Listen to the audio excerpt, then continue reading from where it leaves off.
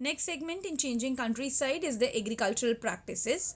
So just have a look. Agricultural practices from 600 BC to 600 CE में भी बहुत बड़ा चेंज आया, बिकॉज आर्यंस अपने साथ आयरन लेके आए थे और फार्मिंग के कुछ नए टेक्निक्स आए थे. सो दिस टाइम पीरियड तक प्लॉइंग जो है एक बेसिक टूल हो गया जो सब लोग यूज़ करते थे. इसके पहले तक ऐसा बिल्कुल भी नहीं था. इंडस वैली के लोग फार्मिंग ज़रूर करते थे, लेकिन प्लॉइंग जो है बहुत एक्सटेंसिवली यूज़ होने वाला कोई कल्चर नहीं था. Fine. So ploughing was now a basic culture. Ganga and Kaveri basin के आसपास पॉपुलेशन बहुत तेज़ी से बढ़ गई. सो गंगा बेसिन दैट मीन्स जो मगध के आसपास के बेसिन है, कावेरी बेसिन मतलब जो तमिलनाडु के आसपास जो तमिलकम के किंगडम्स हैं, दोनों ही तरफ पे पॉपुलेशन बहुत तेज़ी से बढ़ी. एंड ये क्लियरली समझ में आने लगा कि this is something which is the most required. Then alluvial soil को बहुत फर्टाइल मानने जाने लगा. एंड जहाँ जहाँ पे एलुवियल सॉइल का डिस्ट्रीब्यूशन था, उन्हीं एरियाज़ में अब ज़्यादा से ज़्यादा डेंसिटी दिखने लग गई. Plough was now iron tipped. पहले वुडन प्लॉ यूज़ होते थे. सो अब आयरन टिप प्लॉ यूज़ होने लगे, बिकॉज अब जो सॉइल प्रोफाइल है वो ए हॉरिजोन तो आपने पूरा कल्टिवेट कर डाला. सो अब आप बी हॉरिजोन की तरफ आगे बढ़ेंगे, क्योंकि आपको वो फर्टिलिटी नहीं मिल पा रही है जो पहले मिलती थी. सो पंजाब एंड राजस्थान दो ऐसे एरियाज दिखते हैं which were struggling the most, because अब सेमी एरियड एरियाज हैं. अब देखिए कैसे जोग्राफिकल कंडीशंस चेंज हो रही हैं. इंडस वैली के टाइम पे यही वो राजस्थान है जिसके आसपास मैक्सिमम सेटलमेंट स्टैब्लिश्ड हैं. एंड यही वो राजस्थान है जो अब सरस्वती के ड्रॉट की वजह से ऐसा आ गया है कि अब स्ट्रगलिंग कंडीशन में ये पहुंच गया है. तो पंजाब एंड राजस्थान के सेमी एरिड एरियाज में बहुत स्ट्रगल है. दैट इज़ वाई यहाँ इरीगेशन की नए नए टेक्निक्स डेवलप हो रहे हैं.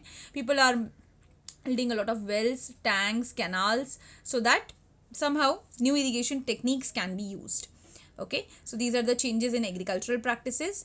Next set of changes talking about the rural societies.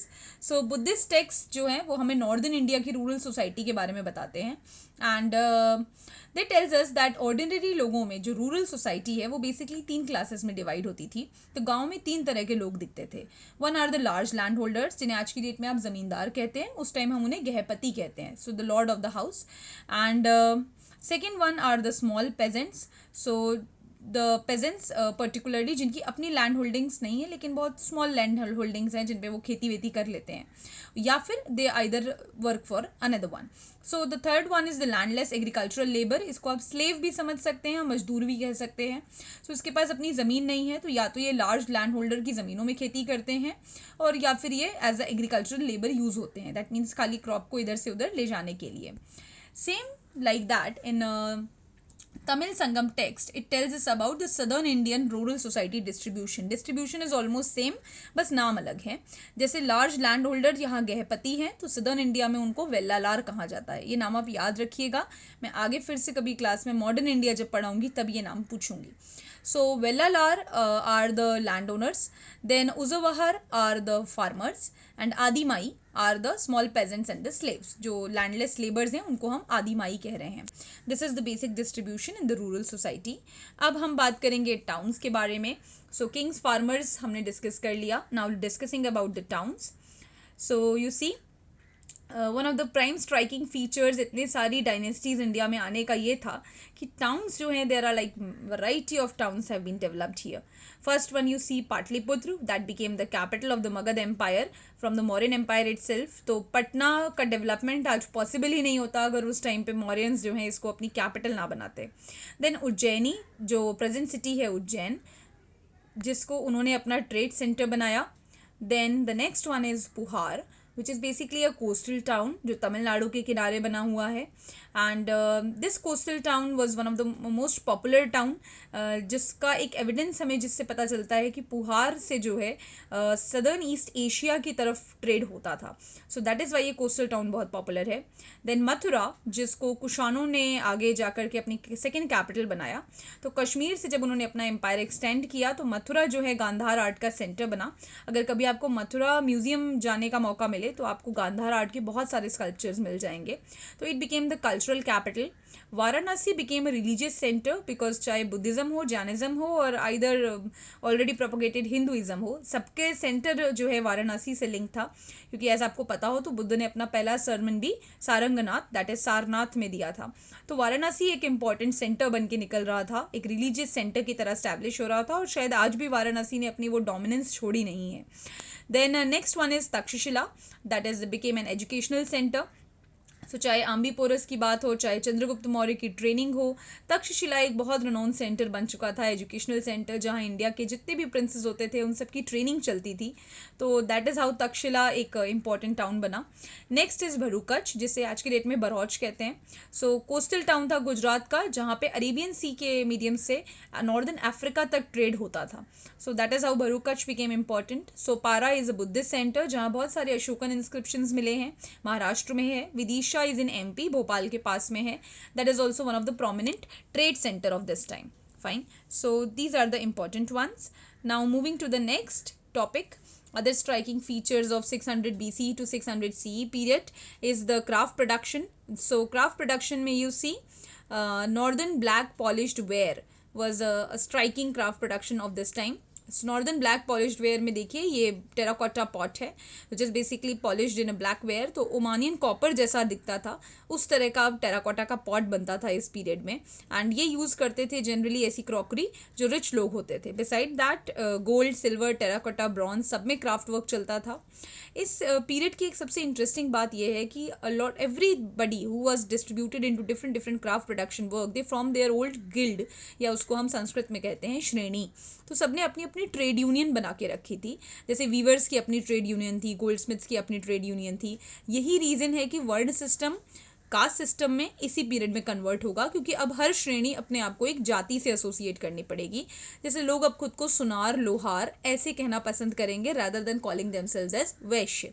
सो ये एक important difference 600 BC to 600 CE के पीरियड में आ गया था. फाइन. And lot of manufacturing centres भी इस टाइम पे दिखने लगे थे. सो अब जो है खाली कोई कॉमन मैन्युफैक्चरिंग सेंटर्स नहीं रह गए थे, रेदर देन जितने भी कैपिटल्स हैं वो सब अब मैन्युफैक्चरिंग सेंटर में कन्वर्ट हो चुके थे. ये भी एक बहुत इंपॉर्टेंट एस्पेक्ट है. After that the next one is the trade. Trade में बहुत ज़्यादा डेवलपमेंट हुआ, पर्टिकुलरली द इंटरनेशनल ट्रेड, क्योंकि मॉडर्न एम्पायर अफगानिस्तान तक स्प्रेड था. That is the reason central Asia से उनका ट्रेड बढ़ता गया. आफ्टर दैट अरेबियन सी के आसपास के जो रीजन्स हैं वहाँ पे पोर्ट्स के थ्रू ट्रेड होता था, क्योंकि सातवाहन किंगडम जो है आपका ऊपर नॉर्दर्न इंडिया से ट्रेड नहीं कर सकता. Fine. They don't have very friendly relations, तो वो वाया अरेबियन सी ट्रेड करते थे. तो ये एक इम्पॉर्टेंट दूसरा समझ में आता है. देन नॉर्थ अफ्रीका का वेस्ट एशिया से कनेक्शन था, जैसे भरूकच जैसे जो पोर्ट्स हैं उनके थ्रू ट्रेड होता था. After that bay of Bengal, South East Asia and China तक ट्रेड हो जाता था वाया बे ऑफ बंगाल, यहाँ के किंगडम्स करते थे. इसके बारे में हमें पता चलता है तमिल संगम टेक्स्ट में, जिसमें मसत्तुवन नाम के ट्रेडर्स की बात कही गई है, जो साउथ ईस्ट एशिया और चाइना तक जाते थे तमिल प्रोडक्ट्स को सेल करने के लिए. तो पर्टिकुलरली टेक्सटाइल्स बहुत ज़्यादा डिमांड में थे तमिल से. सो सिल्क की डिमांड बहुत ज़्यादा थी. एंड मसत्तुवन उन ट्रेडर्स का ग्रुप था जिनका काम ही ये था कि वो साउथ ईस्ट एशिया में जाके सेलिंग करते थे. सिमिलरली नॉर्दर्न इंडिया में प्राकृत टेक्स्ट से पता चलता है सट्ठावा, जिन्हें हम हिंदी में सेठ कहते हैं. सेठ एक कम्युनिटी होती है, you do know very well. So सट्ठावा उस टाइम पे क्या करते थे, they use to trade textile, spices and gold particularly. So ये लोग भी काफ़ी ज़्यादा इंटरनेशनल ट्रेड में इंगेज थे. तो अब ट्रेडर्स के बीच में ऐसी कम्युनिटी डेवलप हो चुकी थी जो एग्जैक्टली इंटरनेशनल ट्रेड को ही फ्लरिश करने का काम करते थे. ये पूरे अकाउंट के बारे में ज़्यादा डिटेल में हमें पता चलता है with a very interesting chronicle, Periplus of Erythraean Sea. Erythraean Sea is basically a Greek name which is given to the Red Sea. Fine. So Periplus means the stories, the chronicles of the Red Sea. So this is an account which is written by a writer who want to keep himself anonymous, and you know it's a very beautiful account that tells us about the trade history of the world. So it tells also about कि Indians जो है they used to trade with Romans, and उनके spices, textiles and medicinal plants बहुत ज़्यादा demand में होते थे. And this is a map that tells us about the route of the Periplus of Erythraean Sea. So you see it is telling कि ये जो एरिथेरिया जिस एरिया को उन्होंने कहा है ये रेड सी का एरिया है, एंड किस तरह से अरेबियन सी से रेड सी से होते हुए मेडिटेरेनियन सी तक ये पूरा का पूरा ट्रेड रूट चलता है.